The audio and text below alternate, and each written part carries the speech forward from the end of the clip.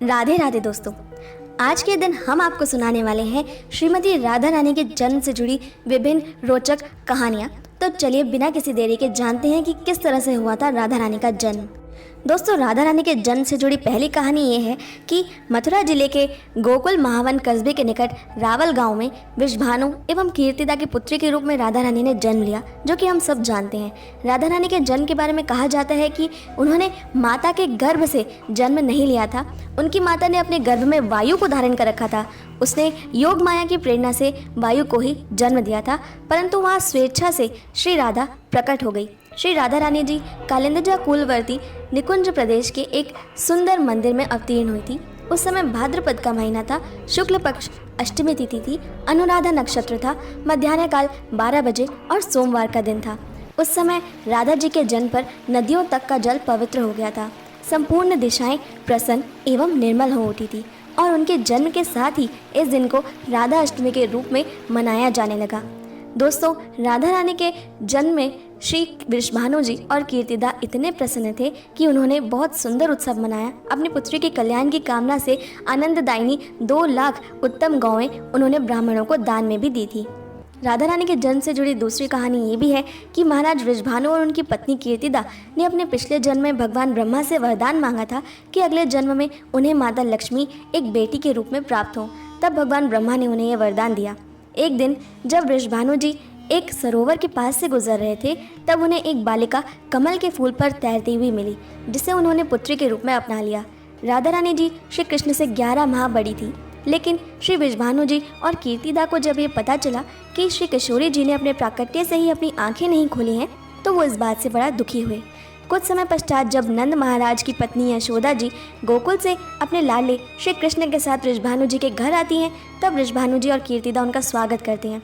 यशोदा जी कान्हा को गोद में लिए नन्ही सी राधा रानी के पास आती हैं। जैसे ही कृष्ण और राधा आमने सामने आते हैं, तब राधा जी पहली बार अपनी आंखें खोलती हैं। अपने प्राण प्रिय श्री कृष्ण को वो एक टक देखती रहती हैं। अपनी प्राण प्रिया को अपने सामने एक सुंदर सी बालिका के रूप में देखकर श्री कृष्ण भी बहुत आनंदित होते हैं, जिनके दर्शन बड़े बड़े देवताओं के लिए भी दुर्लभ है। मनुष्य सैकड़ों जन्मों तक तप करने पर भी जिनकी झांकी नहीं प्राप्त कर पाते, वे ही श्री राधिका जी वृषभानु जी के यहाँ साकार रूप से प्रकट हुई थी।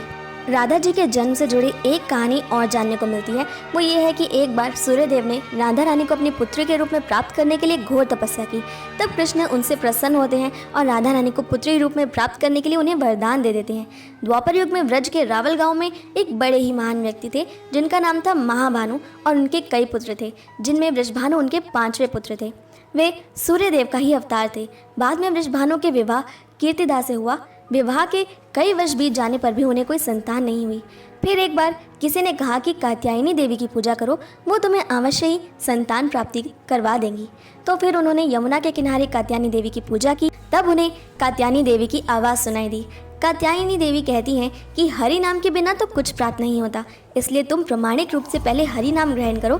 तब कात्यायनी देवी के आदेश को मानकर वृषभानु और कीर्तिदा यमुना किनारे कृत मुनि के आश्रम पर पहुंचते हैं और उनसे हरि नाम ग्रहण करते हैं, यानी कि उनसे हरि नाम की दीक्षा लेते हैं। फिर वृषभानु और कीर्तिदा निरंतर हरि नाम का जप करते रहते हैं, जिससे प्रसन्न होकर कात्यायनी देवी उनके सामने फिर से प्रकट होती हैं। इस बार उनके हाथ में एक सोने का हीरो से जड़ा हुआ बक्सा था। कात्यायनी देवी ये बक्सा उन्हें दे देती हैं, जिसके अंदर एक अत्याधिक तेजस्वी और सुंदर बालिका थी, जो और कोई न होकर स्वयं श्रीमती राधा रानी थी। इस तरह सुंदर राधा जी के जन्मोत्सव की अनेक कथाएं प्रचलित हैं।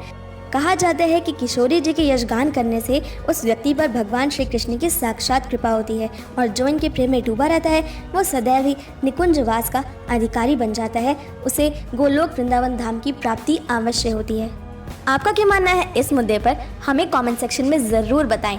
और अगर आपको ये वीडियो पसंद आई तो इसे लाइक, शेयर और हमारे चैनल को ज़रूर सब्सक्राइब कर लें। नोटिफिकेशन बेल भी ऑन कर लें, ताकि हमारी सारी नई वीडियोस की नोटिफिकेशन सबसे पहले पहुंचे आप तक। मैं मिलती हूँ आपसे अगली वीडियो में, तब तक के लिए stay happy and Radhe Radhe.